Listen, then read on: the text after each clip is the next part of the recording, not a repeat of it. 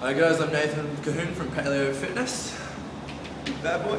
Welcome to a presentation on what is the best diet for you. A sneak peek into the comprehensive, into the larger nutrition seminar that I could potentially be delivering to yourself, to your co-workers, to your family, to anyone who's generally interested.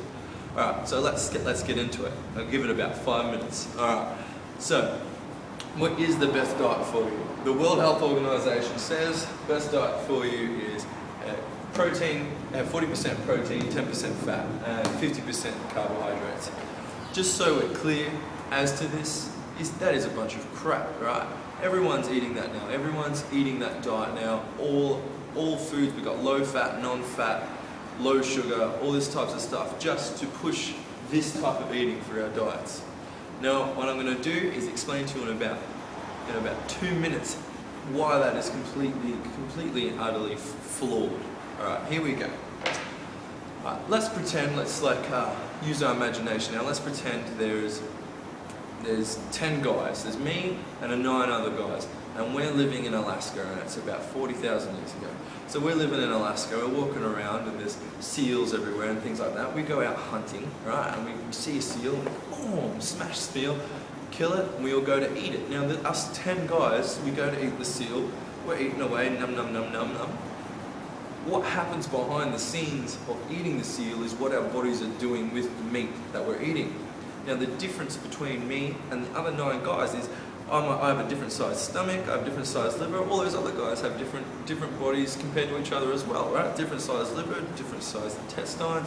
But the nerve supply going through our central nervous system to all our systems in our body is different. Our vascular system, our like the way our blood travels is different. Our heart rate, our breathing rate, everything is completely different.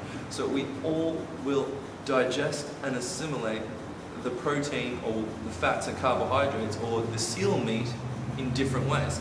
The guy who digests and transfers the meat over best with his specifically designed system into flesh and into energy is the one who's the smartest and strongest. And as we know with Darwinism, survival of the fittest. So he's the one who reproduces the most.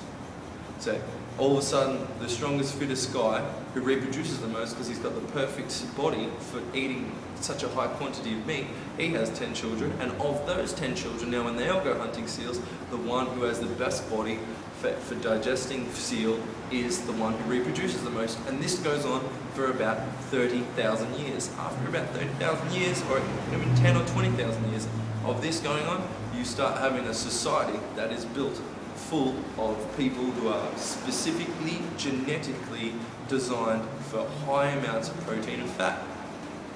Now, in fact, when you look at anthropological studies, you start seeing this. So when you start looking into anthropology and of research of these tribes, there's been specific research done to see what types of foods they eat. The Alaskans, the Nunama of Alaska, they have, like we're just speaking about hunting seals, these guys would be doing that. 95% protein and fat, 5% carbohydrate.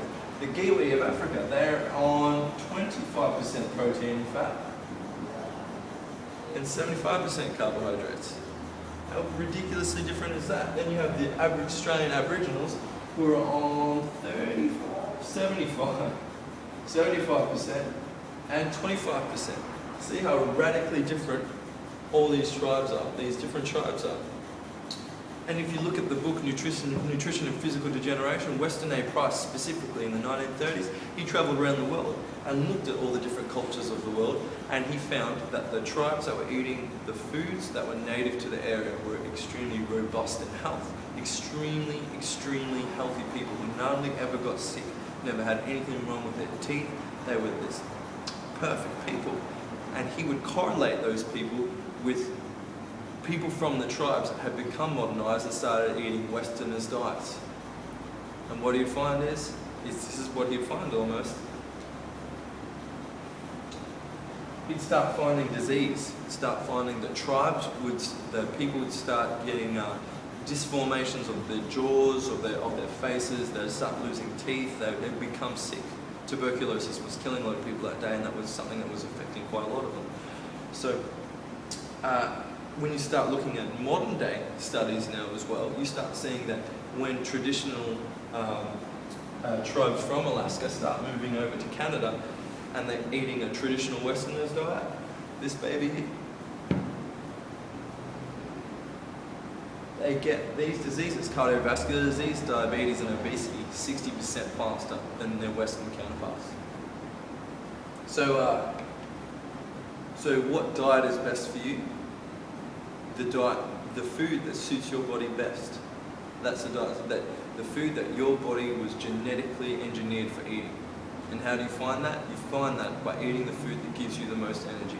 Because an Alaskan, when he starts eating like this, I'm sure he's hungry quite a lot of the time. I'm sure he's putting on weight, and I'm sure he's got hardly no energy because he's eating rice cakes for breakfast and he's wondering where the hell is my whale block, or where the hell's all the fat on this thing? My body wants fat. Instead of listening to those signals, he ends up with disease.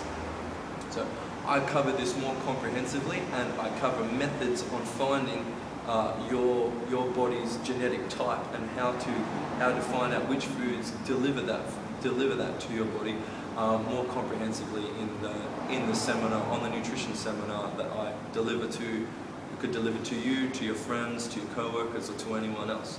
So if you're interested, just send me an email.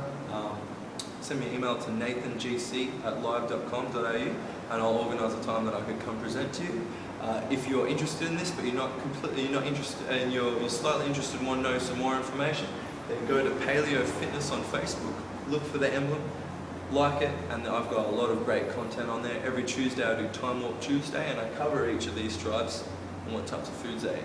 So, thank you for watching, and I'll hear from you soon. Hopefully. See ya.